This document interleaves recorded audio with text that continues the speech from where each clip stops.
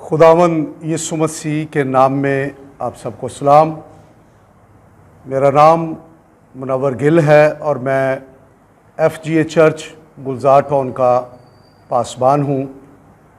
हम खुदावंद की शुक्रगुजारी करते हैं आज के इस वक्त के लिए कि आज इस वक्त खुदावंद के कलाम की सच्चाई आप तक पहुँचाने के लिए यहाँ पर मौजूद हैं। मेरा दिल शुक्रगुजारी से भरा है कि हम खुदा की बादशाही में काम कर रहे हैं। तो आइए खुदा के कलाम में से आज हम चंद बातें हम करेंगे। और आज मैं जिस टॉपिक पर बात करना चाहता हूँ वो ये है आवर स्पिरिचुअल क्राइटेरिया या हमारा रूहानी मय्यार। आज हम इस पर बात करेंगे, तो मेरे साथ मिलकर निकालिएगा मत्ती की इंजील उसका 7वां बाब और हम उसकी 21वीं आयत से खुदा के कलाम में से पढ़ेंगे। आइए मत्ती की इंजील 7वां बाब और उसकी 21वीं आयत से हम खुदा के कलाम में से पढ़ेंगे। खुदा के कलाम में लिखा है, जो मुझसे ए खुदावंद कहते हैं उनमें से हर एक आसमान की बादशाही में दाखिल ना होगा,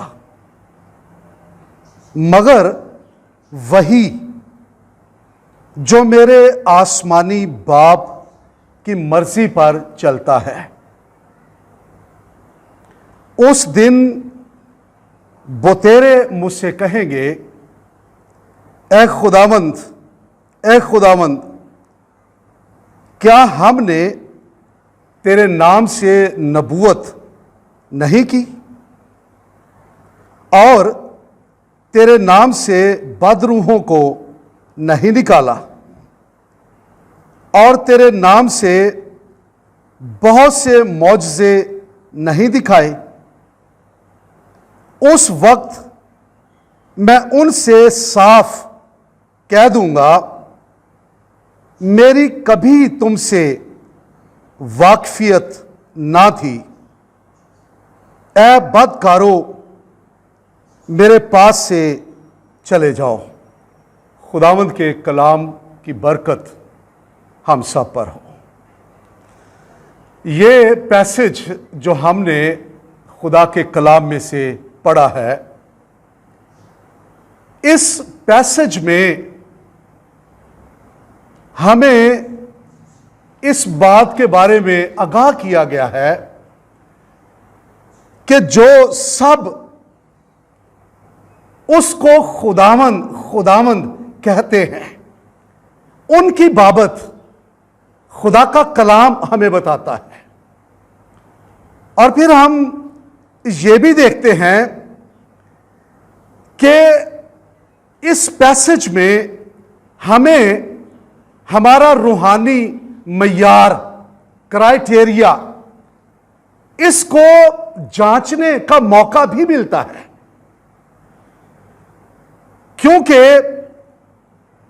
इंसान अपने फलों से पहचाना जाता है। जो कुछ वो कर रहा है, जो कुछ वो दुनिया के अंदर बो रहा है, जो कुछ इस दुनिया के अंदर वो चलता करता देखता है। बहुत सारे लोग इस दुनिया के अंदर सिर्फ मजहबी बातों को तरजीह देते हैं।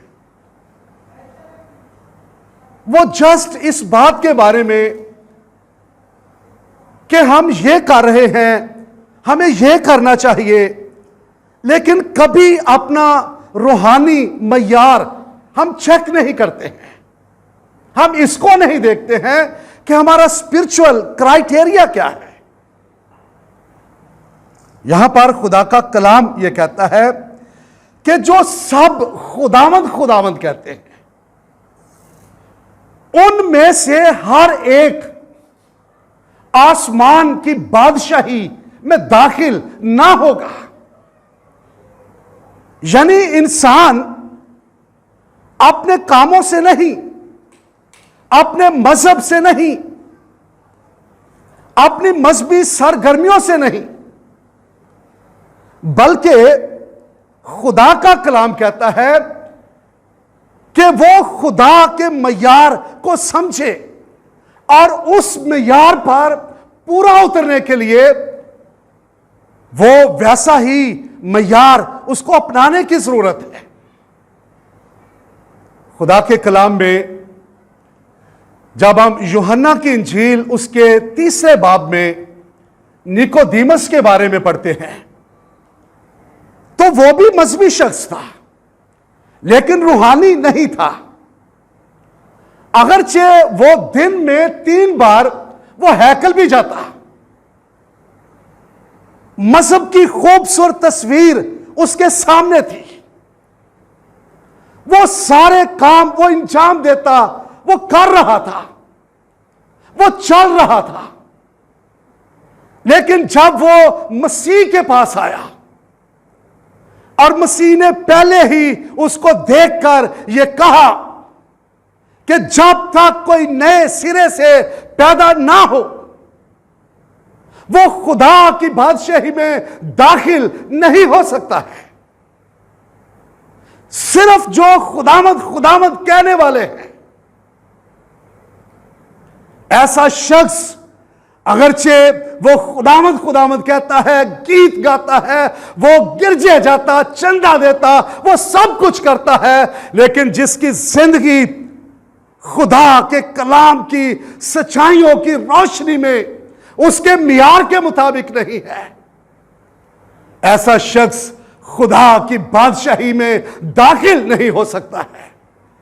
इसलिए इस हवाले में हमें हमारा रूहानी क्राइटेरिया इसको परखने का मौका मिलता है कि जस्ट अपने आप को लेबल लगाकर और बहुत अच्छा बनकर, कपड़े पहनकर और चर्च में गीत गाकर, क्वायर में खड़े होकर हम खुदा के मयार को नहीं समझ सकते हैं जब तक इंसान का दिल अंदर से बदलता नहीं है।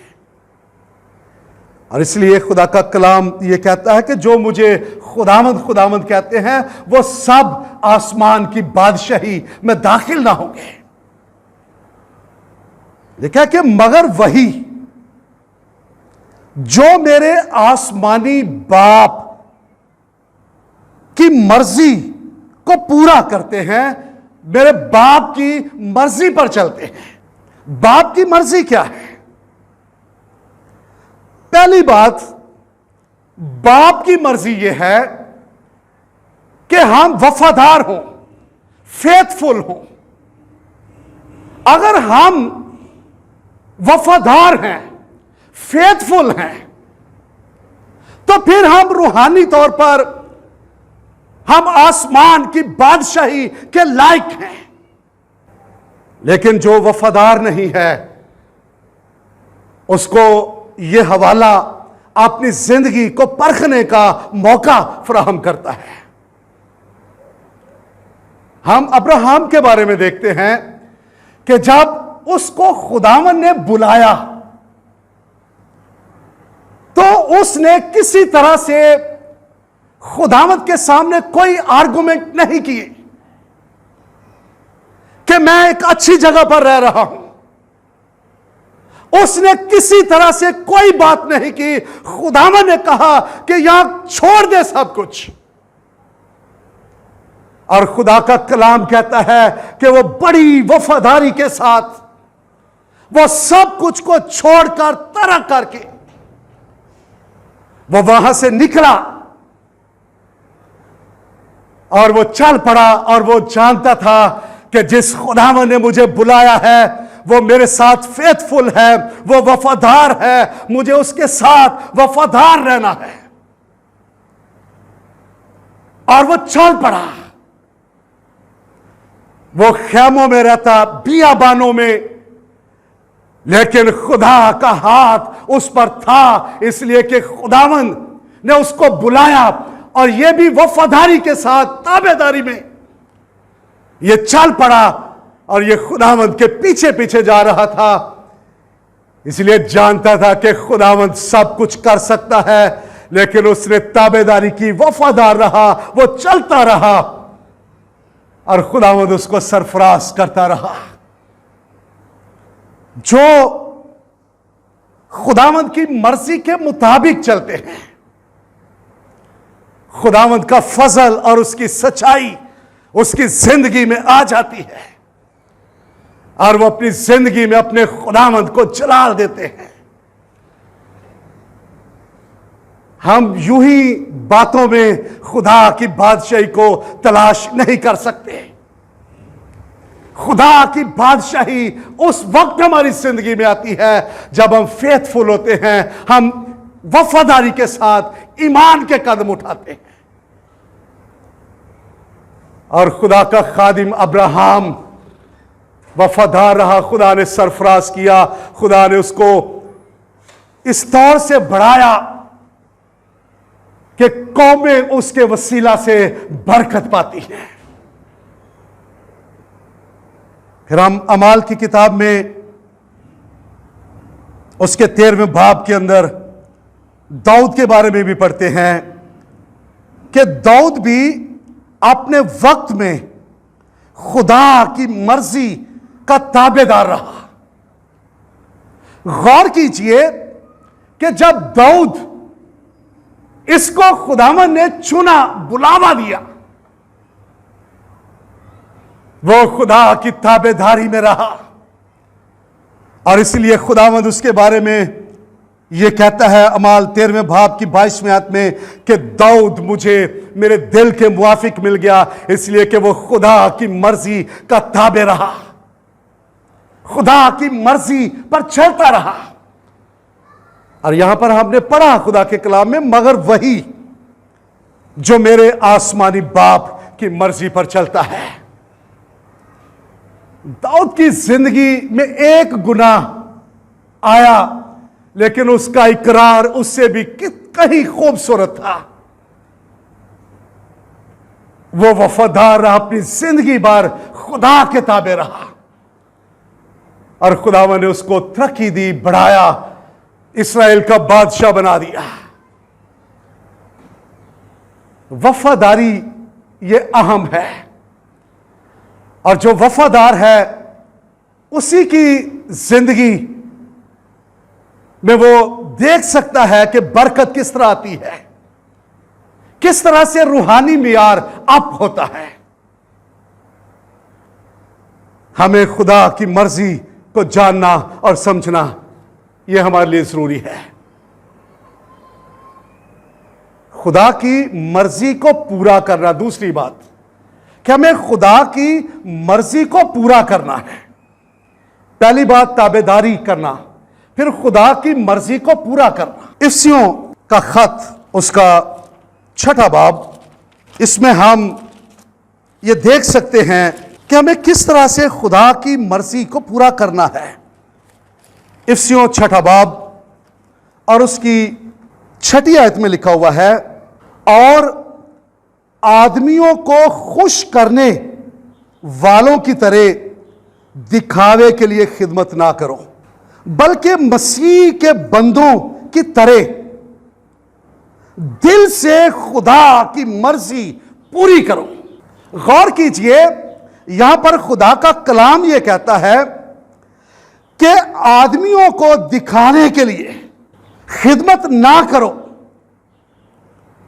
आज बहुत सारे लोग सिर्फ दुनिया को दिखाने के लिए, लोगों को दिखाने के लिए काम कर रहे हैं।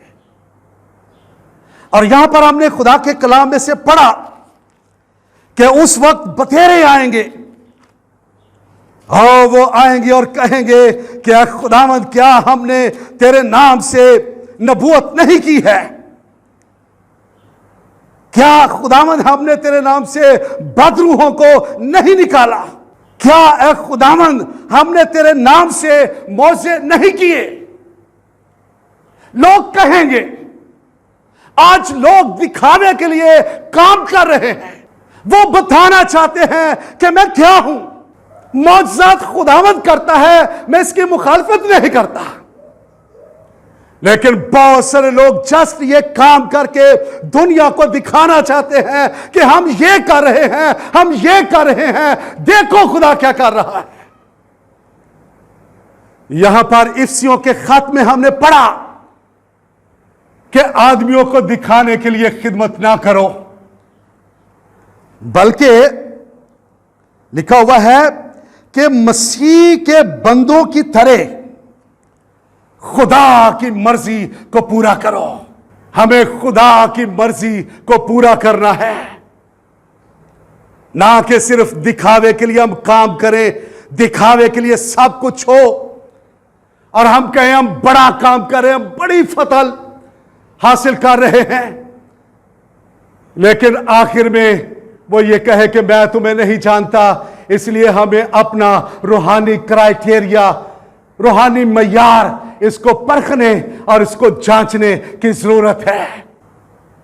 खुदा का कलाम हमें यह बताता है।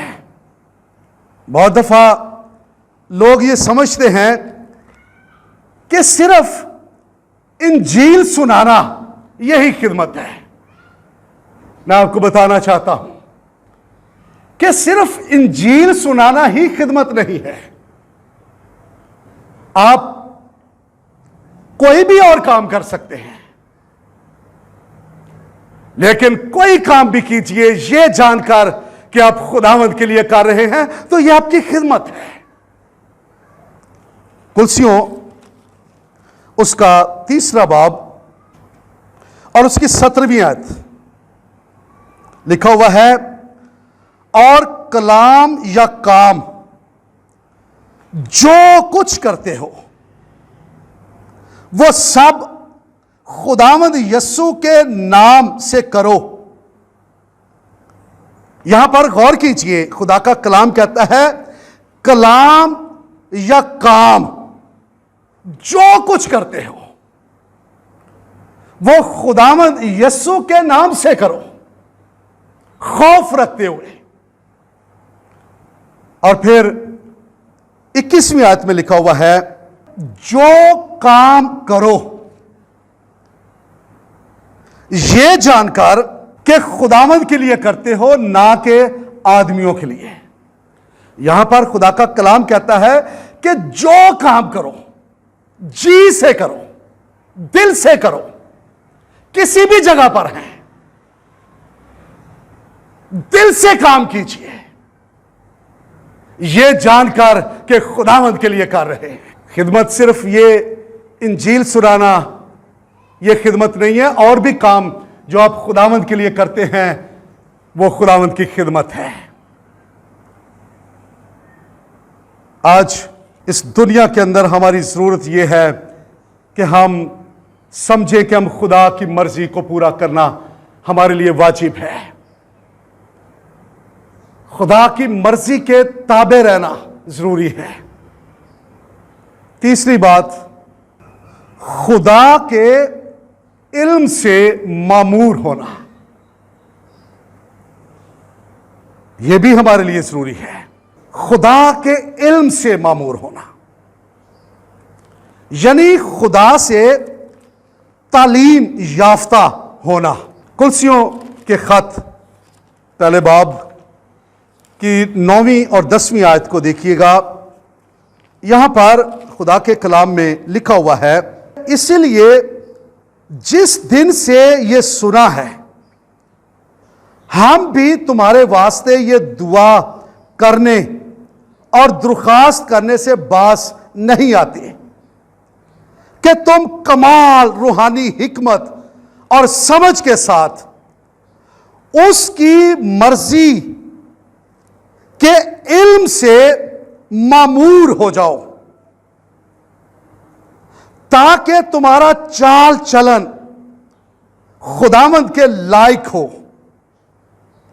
और उसको हर तरह से पसंद आए। और तुम में हर तरह के नेक काम का फल लगे और खुदावंद की पहचान में बढ़ते जाओ। यहां पर खुदा का कलाम यह कहता है कि तुम कमाल रूहानी हिकमत और समझ के साथ उसकी मर्जी के इल्म से मामूर होते जाओ।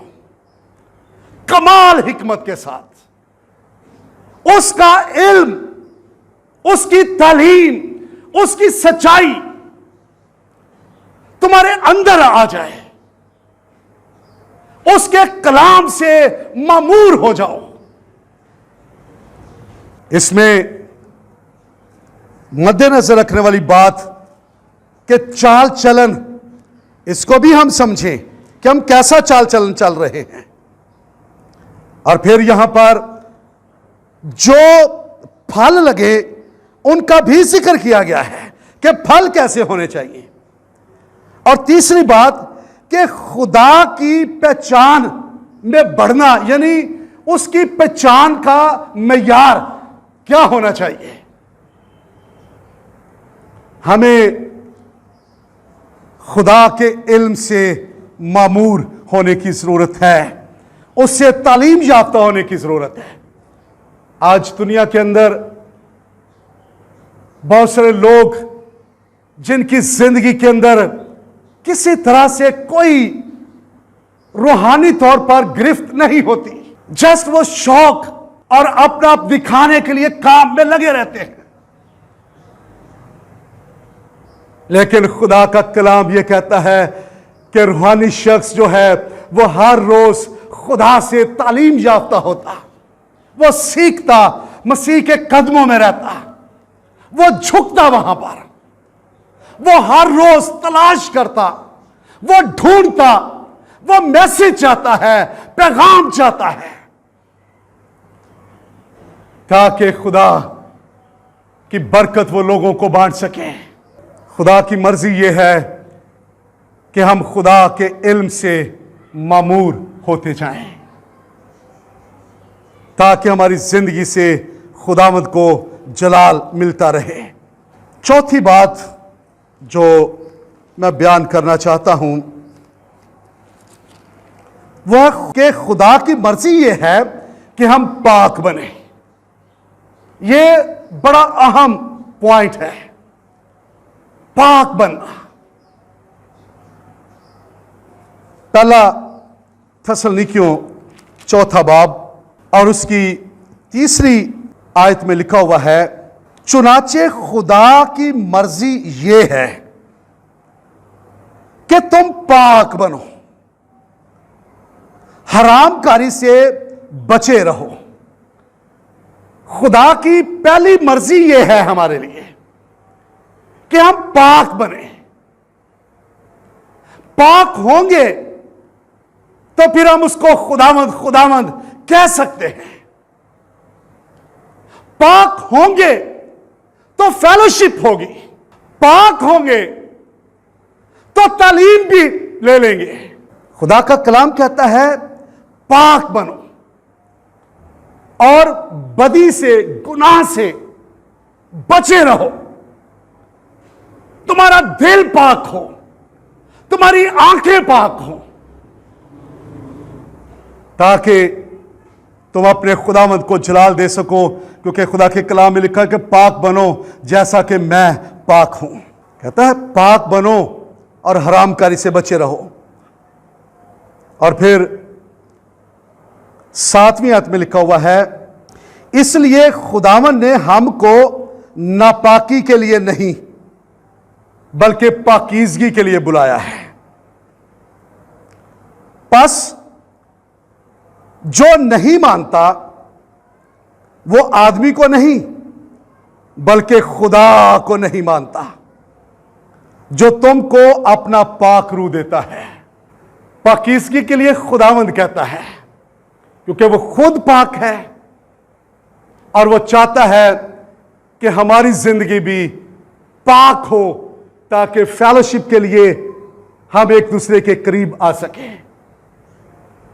लेकिन जिस जिंदगी के अंदर पाकीज़गी नहीं है, नापाकी है, गुनाह है, ऐसी जिंदगी में खुदा कभी किसी तरह से कलाम नहीं करता है, खुदा बोलता नहीं है।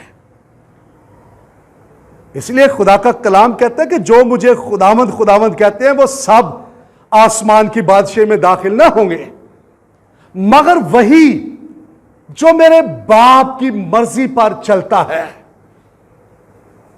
मेरे अजीज भाइयों बहनों, हम कैसे चल रहे हैं? हमारा मियार क्या है?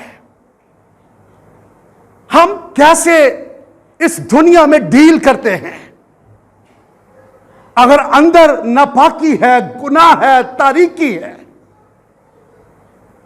तो ऐसी सूरत हाल में इंसान किसी तरह से भी खुदा को देख नहीं सकता, वो चाहे जितना मर्जी काम करे, लेकिन आखिर में वो ये कहेगा कि मैं तुम्हें नहीं जानता हूं। और यहां पर हमने खुदा के कलाम में से पढ़ा है कि वो तेरे उस दिन आकर कहेंगे कि हमने तेरे नाम से नबूवत की, तेरे नाम से बदरूहों को निकाला, तेरे नाम से मौजज़े दिखाए। लेकिन वो कहता है कि उस वक्त मैं उनसे साफ कह दूंगा कि मेरी कभी तुमसे वाकफियत ना थी, ऐ बदकारो मेरे पास से चले जाओ। मेरे भाइयों बहनों, ये लफ्ज बड़े भयानक हैं कि जिसको खुदावंद कहे कि मेरी कभी वाकफियत नहीं थी, ऐसा शख्स खुदा की बादशाही में दाखिल नहीं हो सकता है। मजहबी शख्स भी खुदा की बादशाही का वारिस नहीं है। बहुत दफा मजहबी बने रहते हैं, मजहबी लिबादे के अंदर रहते हैं, मगर वही जो मेरे आसमानी बाप की मर्जी पर चलता है। मैंने 4 बातों का जिक्र किया है कि वफादार रहना, उसकी मर्जी के मुताबिक चलना, उससे तालीम याफ्ता होना, और चौथी बात कि पाक जिंदगी गुजारना। अगर ईमानदार 4 बातों को अपने दिल में रख लेता है तो वह खुदा की मर्जी के मुताबिक चलता रहेगा और उसको कोई खौफ नहीं है, वो आसमान की बादशाही का वारिस बन जाएगा। आइए हम अपनी आंखों को बंद करेंगे, अपने सरों को झुकाएंगे, हम दुआ करेंगे क्योंकि हमारा खुदावंद इस जगह पर मौजूद है। आइए सब अपनी आंखों को बंद करें, सरों को झुकाएं, हम दुआ करेंगे। खुदावंद हमारे आसमानी बाप, तेरे बेटे यीशु के नाम में तेरी शुक्रगुजारी करते हैं इस कलाम के लिए। ये कलाम जिंदगी बख्श कलाम है। ये हमें हमारा रूहानी मयार परखने के लिए ये पैसेज काफी है। हम तेरी शुक्रगुजारी करते हैं। ऐ खुदावंद, मेरी दुआ है तमाम सुनने वालों को, देखने वालों को यीशु के नाम में कसरत की बरकत बख्श दे और फजल बख्श दे कि हम अपना स्पिरिचुअल क्राइटेरिया इसको परख सकें और तुझसे फजल और बरकत पा सकें। ऐ खुदावंद, हमें आज़ाद कर, हमें पाक कर, खुदावंद यीशु मसीह के नाम में, आमीन। God bless you.